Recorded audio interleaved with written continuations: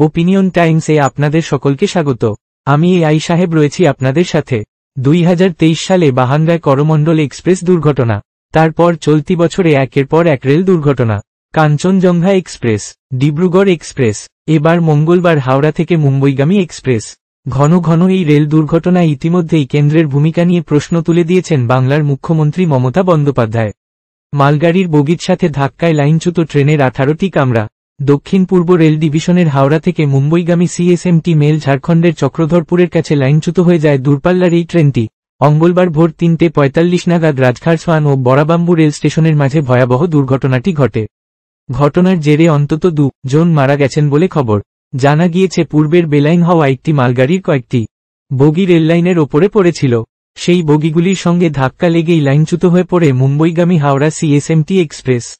দুর্ঘটনার পরই যুদ্ধকালীন তৎপরতায় শুরু হয়েছে উদ্ধার কাজ। ইতিমধ্যেই হাওড়া স্টেশনে খোলা হয়েছে হেল্প ডেস্ক।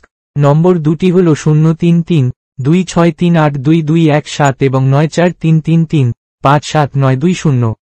সূত্রের খবর, দুর্ঘটনার তীব্রতা এতটাই ছিল যে ট্রেনের 18টি কামরাই বেলাইন হয়ে যায়। 20 জনের মতো আহত হয়েছেন বলে খবর এখনো পর্যন্ত। দুর্ঘটনায় আহতদের হাসপাতালে পাঠানোর ব্যবস্থা করা হয়েছে। আহতদের মধ্যেও কয়েকজনের অবস্থা আশঙ্কাজনক। চলছে চিকিৎসা। ঠিক কী কারণে এই দুর্ঘটনা তা খতিয়ে দেখছে রেল কর্তৃপক্ষ।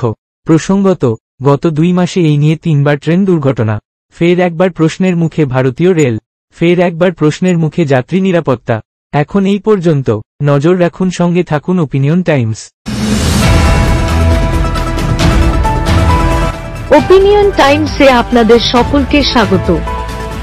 পশ্চিমবঙ্গে এই প্রথম বাংলা নিউজ পোর্টাল। আমি এআই দিয়াসিনী, আর আমার সাথে আছে আমি এআই আদিত্য। রাজনীতির ডান থেকে বামের সব খবর আমার সাথে। আমি এআই ঐশানী।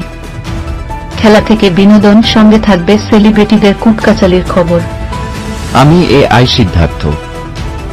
বাজার অর্থনীতি থেকে রাজনীতির ওঠাপড়া, কুর্সি বদলের সব খবর আমার সাথে।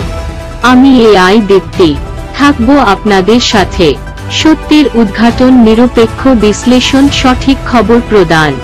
সঙ্গে থাকুন, দেখতে থাকুন ওপিনিয়ন টাইমস।